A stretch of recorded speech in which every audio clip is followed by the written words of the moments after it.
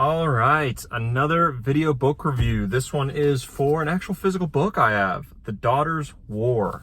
It's not often I have a physical copy, but I saw it and I got it. I was going to read it anyways, but I saw it in the Barnes & Noble while I was walking through. Anyways, yeah, read it. Took me a few days. It was an interesting read.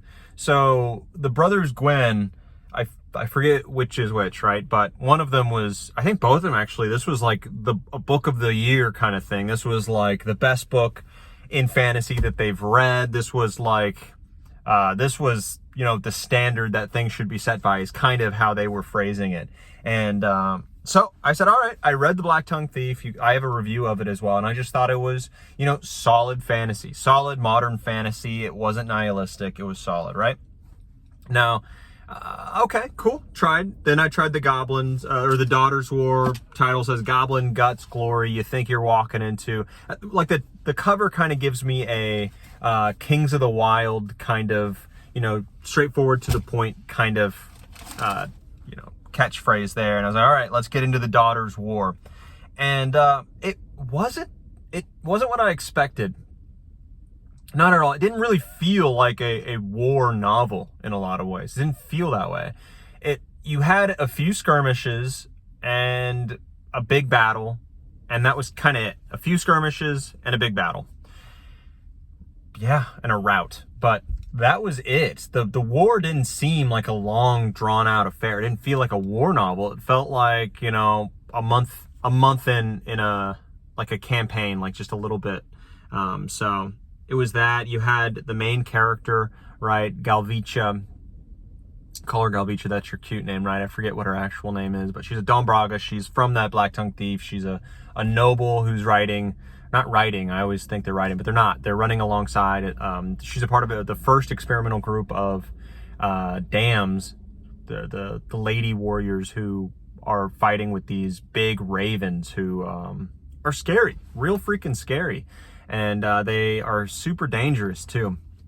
But they're experimental. There's like 80 something of them at the beginning. And you see throughout every, like, you lose a few here and there. And every one of them is a loss. But Galvicha as a character is very straightforward, kind of bland, really. She's not the most interesting of characters. By the end, I was interested in that ending, and the ending of this book was nice. Like, it was very peaceful and nice, and you really felt it. But throughout the book, I didn't really care about her. And there's a huge romance plot in this, and there's like a huge section of this book, and it just doesn't feel like, I just didn't care at all. Like, I do not care about romance. I just do not care about romance, especially in a hard-nosed war book. At least that's what I'm going into. And there were those parts. Like, there were definitely sections where it was, you know, some of the most gruesome stuff that you'll read, right, in a fantasy book. It's here. You have orcs who are a really gross, awful depiction of orcs where they're, you know, they are eating humans. They see humans as things to eat, right? And you are thrown into that. You are seeing that as, okay, got it. These, you see people getting eaten a lot. And that fear of being eaten is constantly there. It's a really scary thing. And I really enjoyed that. From the first book, I mentioned that too, Black-Tongued Thief, to hear, like, orcs definitely feel unique in a lot of ways. They have different ways of fighting. They have different ways of doing things. And the fear of being eaten is just a huge part of that in this. You don't really get that in others, where you kind of hear, okay, yeah, orcs will eat humans, but it's really not in the forefront. But here it is, and it's a scary concept, and the fighting is brutal and awful and bloody, and you see like, you know, people that you have been with for a little bit getting their, you know, getting eaten or getting their faces, their skulls caved in. It's awful stuff, and stuff that you would expect. And that's when you're like really in the book. That's when you're like, oh God, this is the real deal. Let's get into it. And I would say that's about, like, I would say probably 35 to 40% of the book is that, the Daughter's War, kind of the depiction of that, of the novel, like what you'd think, it's that. And the rest of it is kind of a family struggle, a interrelational struggle, coming to religion, coming, like, a little bit of that. Yeah, kind of interpersonal stuff. And that was interesting, but not too interesting. I didn't feel like I was in a war at all. And some people might disagree with me, right? But like, I didn't, especially coming off of what is that? The Deadhouse Gates, right? Where you are in the thick of it. It is as dark as this book is. It is gruesome. It is awful. And you feel steeped in this conflict, right? And it goes on for months and you feel it. It isn't even it is like a main focus, but it's not the only one. It's a epic fantasy and you're jumping from all these point of views and you come back to it and then you immediately are awash with this exhaustion and terribleness, right?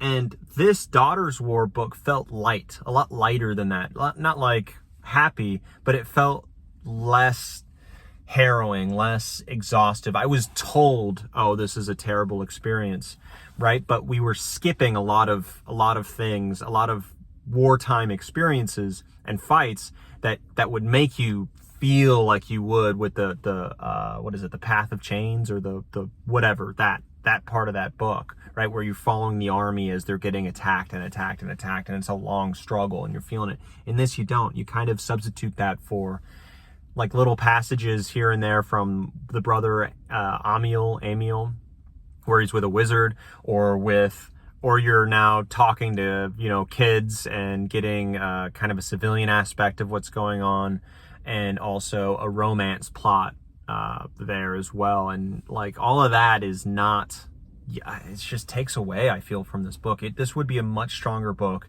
if you had Galvicia there with the war corvids and you focus on this group and the romance that she has with that other pseudo romance she has with that other member of her unit.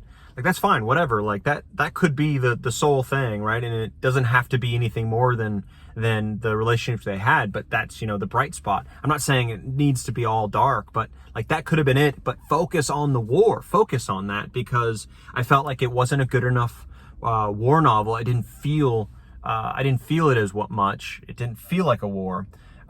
Yes, it was suitably bloody. Yes, it was all this, but there wasn't enough of it. And then it also wasn't like, there wasn't enough of any of the other pieces to the puzzles to be an interesting part, whether that be the romance, the magic, the inter-family kind of struggles. They were there a little bit, but not enough, just not enough. And that led me to, you know, really enjoy half the book and really kind of want to skip through the other half, which I didn't skip through it, obviously, but I read through it and said, okay, when is this over? Can we get to the next conflict? Like, I'm not a war-hungry kind of guy, but when I get into a war book, I want there to be a war. I don't want it to waste it. I want there to be, you know, I want to feel the struggle, because that's part of the war novel. You want to feel like you're in the trenches, and I didn't feel that way here.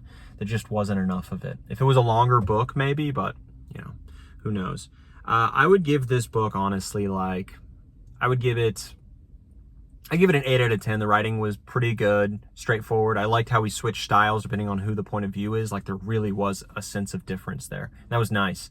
But really nothing that stands out to me. He's a solid writer, probably above average on his prose, but, you know, the book left me wanting, really. I got some battles with the orcs on a grander scale, but not enough of it, and not in very much detail. A lot of the fights were very much like one and done, or it happened really quickly and you saw a few like images, flashes, then it's over. Like, that was kind of it. I know I wanted more from the army. I wanted more like tactics and strategy and all that, and he just didn't get that, and he wasn't going for that. So I was let down in that way too. Yeah, I'm going to give that an 8, and I'm going to call that one it. So on to the next book.